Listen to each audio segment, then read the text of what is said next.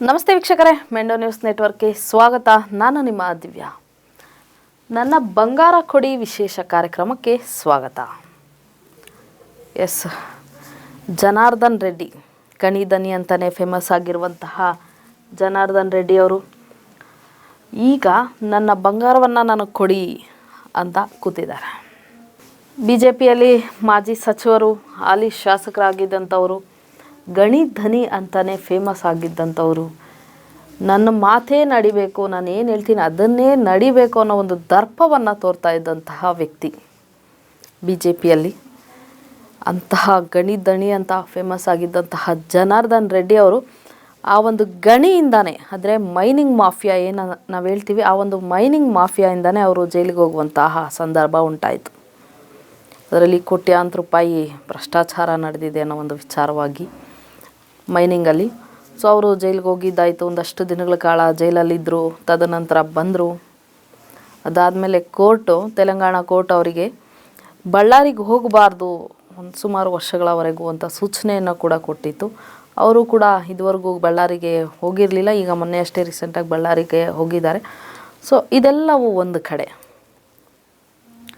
ಆದರೆ ಈ ಜೈಲಿಗೆ ಹೋದ್ರಲ್ಲ ಗಣಿಧನಿ ಏನಿದ್ದಾರೆ, ಅವರು ಮೈನಿಂಗ್ ಮಾಫಿಯಾದಲ್ಲಿ ಸಿಗಾಕೊಂಡು ಜೈಲಿಗೆ ಹೋದಂತಹ ಸಂದರ್ಭದಲ್ಲಿ ಗಣಿಧನಿಯ ಆಪ್ತರು, ಸಂಬಂಧಿಕರು ಯಾರ್ಯಾರಿದ್ದಾರೆ ಅವರೆಲ್ಲರ ಮೇಲೂ ಕೂಡ ಅವರ ಮನೆಗಳ ಮೇಲೆ ದಾಳಿ ಆಗಿರುತ್ತೆ.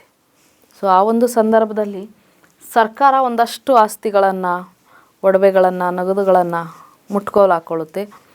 ಆ ಸಂದರ್ಭದಲ್ಲಿ ಗಣಿಧನಿಯ ಮನೆಯಲ್ಲಿ ಸಿಕ್ಕಂತಹ ಚಿನ್ನ ಬರೋಬ್ಬರಿ 58 kg ಚಿನ್ನ, 450 ಕೋಟಿ ರು ಹಣ ಅಂದರೆ ನಗದು, ಮತ್ತೊಂದಷ್ಟು ಬೆಳ್ಳಿ, ಹೀಗೆ ಒಂದು ಮತ್ತು ವ್ಯಾಲ್ಯೂಬಲ್ ಥಿಂಗ್ಸ್ ಅಂದರೆ ಪ್ರಾಪರ್ಟೀಸು, ಇವೆಲ್ಲವನ್ನು ಕೂಡ ಸರ್ಕಾರ ತನ್ನ ವಶಪಡಿಸ್ಕೊಳ್ಳುತ್ತೆ. ಈಗಲೂ ಕೂಡ ಇದೆಲ್ಲವೂ ಕೂಡ ಸರ್ಕಾರದ ಅಧೀನದಲ್ಲಿದೆ. ಆದರೆ ಗಣಿಧನಿ ಜನಾರ್ದನ್ ರೆಡ್ಡಿ ಹಾಗೂ ಅವರ ಮಗ ಕೀರ್ತಿ ರೆಡ್ಡಿ, ಮಗಳು ಬ್ರಾಹ್ಮಿಣಿ ರೆಡ್ಡಿ, ಇವರು 3 ಜನ ತೆಲಂಗಾಣ ಕೋರ್ಟ್ಗೆ ಪಿಟಿಷನ್ ಹಾಕ್ಕೊಂಡಿದ್ದಾರೆ. ಏನು, ನಮ್ಮ ಚಿನ್ನ, ನಮ್ಮ ಬಂಗಾರ ಏನು ನೀವು ಜಪ್ತಿ ಮಾಡಿದ್ದೀರ ಅದಷ್ಟನ್ನು ಕೊಡಿ, ಇಲ್ಲಾಂದರೆ ಅದು ತುಕ್ಕಿಡಿದು ಬಿಡುತ್ತೆ, ಅಲ್ಲಿ ಇಟ್ಕೊಂಡು ನೀವು ಏನು ಮಾಡ್ತೀರಾ, ಚಿನ್ನವನ್ನು ನಮಗೆ ವಾಪಸ್ ಕೊಡಿ ಅಂತ ಪಿಟಿಷನ್ ಹಾಕ್ಕೊಂಡಿದ್ದಾರೆ. ಆದರೆ ಕೋರ್ಟ್ ಅಂತೂ ಖಡಾಖಂಡಿತವಾಗಿ ಹೇಳ್ಬಿಟ್ಟಿದೆ, ಈ ಒಂದು ಪಿಟಿಷನ್ನ ವಜಾಗೊಳಿಸಿದೆ. ಯಾವುದೇ ಕಾರಣಕ್ಕೂ ನಿಮಗೆ ಚಿನ್ನವನ್ನು ಕೊಡೋದಕ್ಕಾಗಲ್ಲ. ಕಾರಣ, ಕೇಸಿನೂ ನಡೀತಾ ಇದೆ, ಕೇಸಿನೂ ಕ್ಲೋಸ್ ಆಗಿಲ್ಲ. ಸೊ ಹಾಗಾಗಿ ಇದು ಮುಗಿಯೋವರೆಗೂ ಯಾವುದೇ ಕಾರಣಕ್ಕೂ ಚಿನ್ನವನ್ನು ಕೊಡೋದಿಲ್ಲ ಅಂತ. ಸೊ ವೀಕ್ಷಕರೇ, ಜನ ಏನು ಮಾತಾಡ್ಕೊಳ್ತಾ ಇದ್ದಾರೆ ಈ ಒಂದು ವಿಚಾರವಾಗಿ? ನಾವು ಹೇಳ್ತಾ ಇದ್ದೀವಿ ಬರೋಬ್ಬರಿ 58 kg ಚಿನ್ನ, 450 ಕೋಟಿ ನಗದು ಅಂತ. ಆದರೆ ಅವರಿಗೆ ಇದು ಯಾವ ಲೆಕ್ಕನೂ ಅಲ್ಲ. ಅವರು ಪಿಟಿಷನ್ ಹಾಕ್ಕೊಂಡಿರೋದು ನಮ್ಮ ಹತ್ರ ಚಿನ್ನ ಇಲ್ಲ ಅದಕ್ಕೆ ಕೊಡಿ ಅಂತ ಏನಲ್ಲ, ಅಲ್ಲಿ ತುಕ್ಕಿಡಿದು ಬಿಡುತ್ತೆ, ಅಲ್ಲಿ ಇದ್ಕೊಂಡು ಏನು ಮಾಡ್ತೀರಾ ಕೊಡಿ ಅಂತ.